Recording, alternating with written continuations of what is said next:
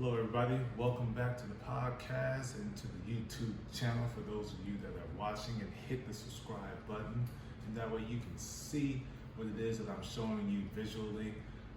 What I have to share today is just a few moves that you're able to make for a lot of us during this coronavirus period, the stay-at-home order.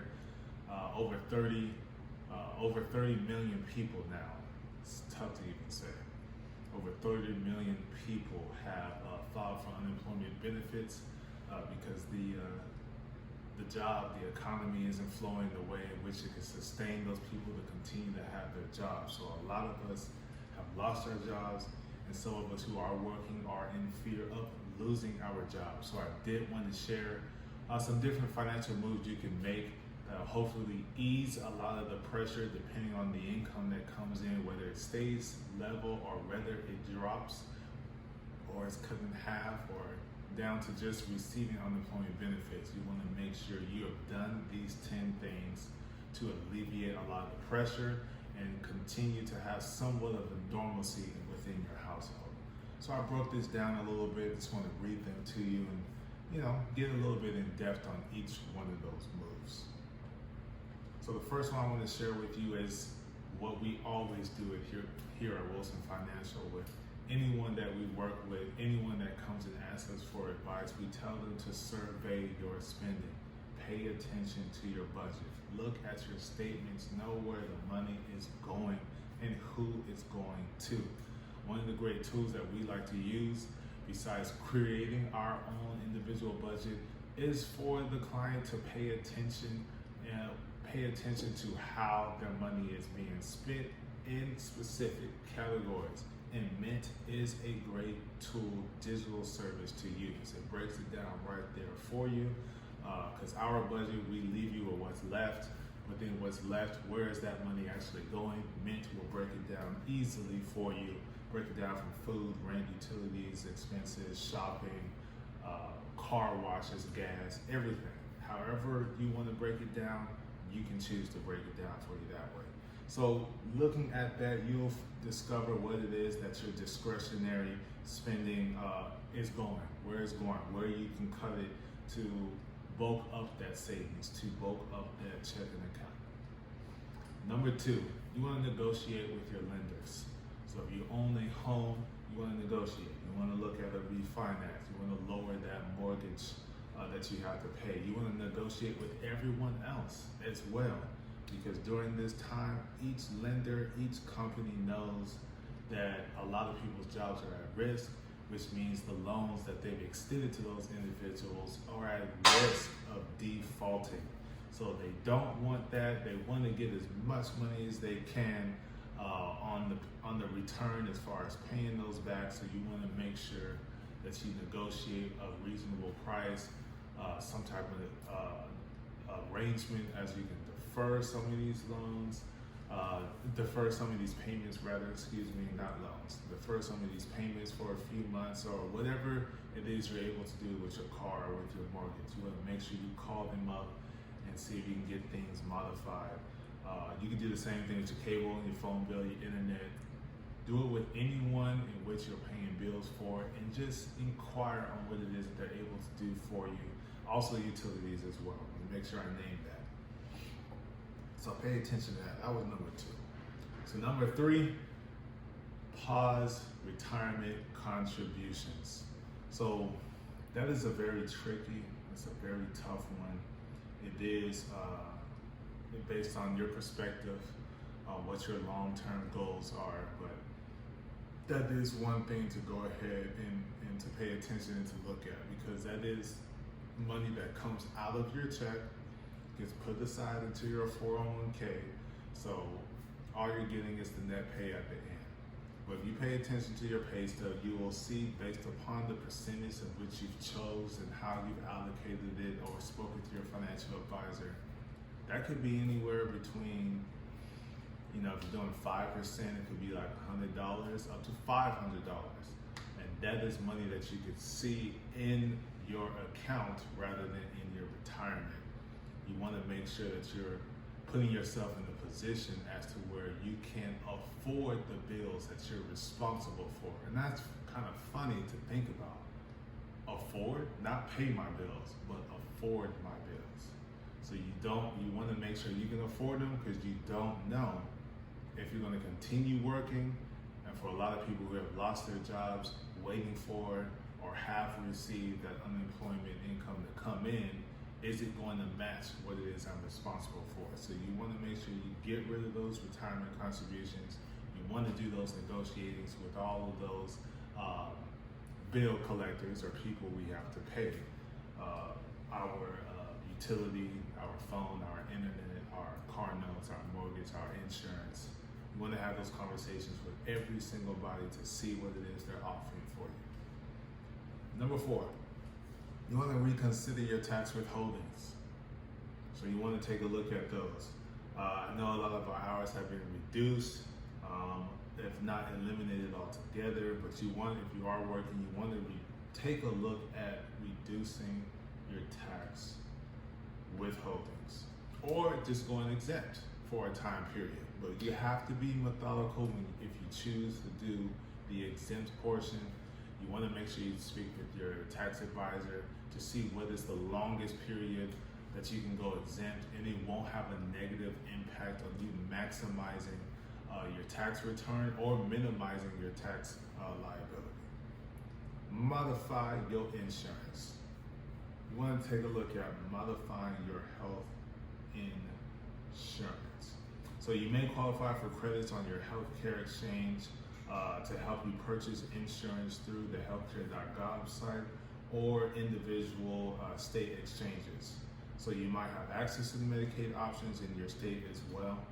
So sometimes you want to pay attention to those based upon your income, whether or not you'll qualify for that. You may be able to modify the insurance that you pay out of pocket for. Number 6, you want to pause those college savings plans temporarily for now.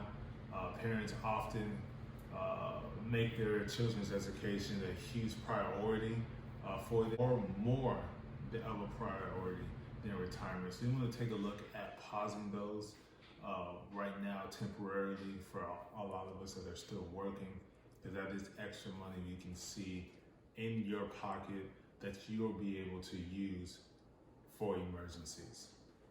Number 7, you got to get the kids on board. You got to get them on board and explaining to them the times that we're in and how certain things may not happen this time around.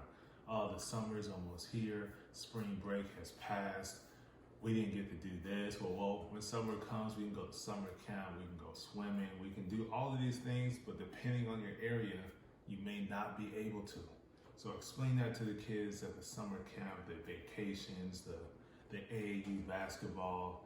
All of these things may not be happening, so we have to cut back on those and find other creative ways to spend time with your kids, whether it be paint the driveway, paint the house, play hopscotch, play different board games within the house, just arts and crafts, do-it-yourself activities. So be creative, make sure you get the kids involved. It's always best to communicate with them so they know what's going on and why things are happening the way they are. Number 8, if you have it, go ahead and tap into that emergency fund. You've been saving it up for a specific purpose, but now you're here. You're not working. You're not getting as much income. You don't know how long your income is going to last, what you are saving it for. It may have been specifically for a house, maybe specifically for that dream car.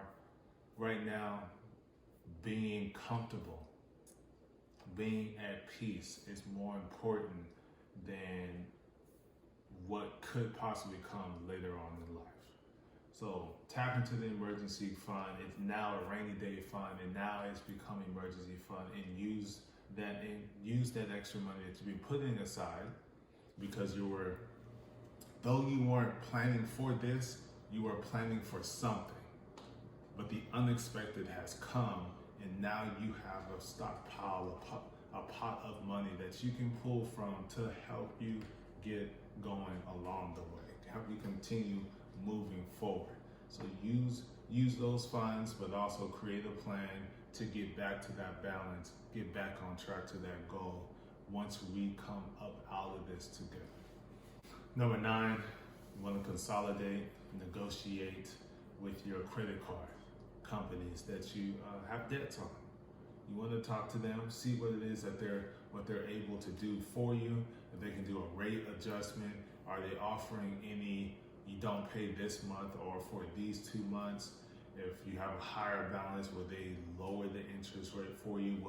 Will they give you a greater credit limit because you need it? All of those different variables, you want to make sure you have the conversation with them. So for whatever it is that you need, see what they have to say. And the last one, number 10, which is a big one, stop paying your mortgage. So the worst of times have come.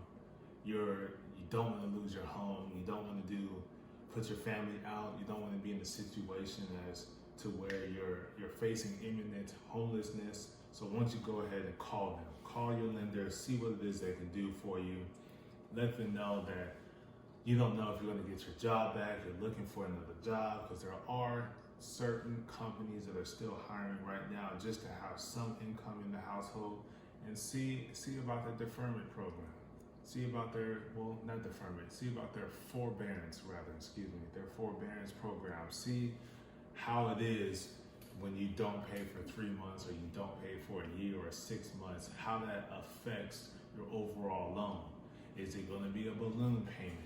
Is it wise to keep paying the interest at least? Or in reverse, keep paying the principal only and pay the interest at the end of the term of the loan?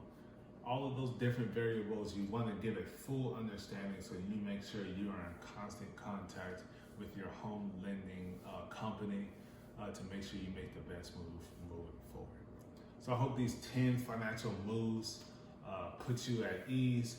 They put you in a mind frame as to where you are able to do something rather than just sitting back and just like, oh, how am I going to pay this? How am I going to pay that? Get active. A lot of us are at home, so you're at home to call these people, email these people, chat with them via their website if they have those options as well, and just see what it is that you can do. Put it out on paper, budget that all out. Every time you get a win, check it off and see, okay, this is how much I have guaranteed. This is how much that's going out. This is how much I still have left. That is the goal, to have something left to help with whatever may come up beyond what it is that we're facing now. So thank you guys for tuning in. Thank you guys for listening. Thank you for watching. Make sure you go ahead and subscribe to the podcast, subscribe to the YouTube channel, turn the notifications on so you're well aware when new content and new information is being shared to overall increase our knowledge in the world of finance. Financial literacy is key. It is priceless information that you can use not only for yourself, but for generations to come. So thank you guys for tuning in.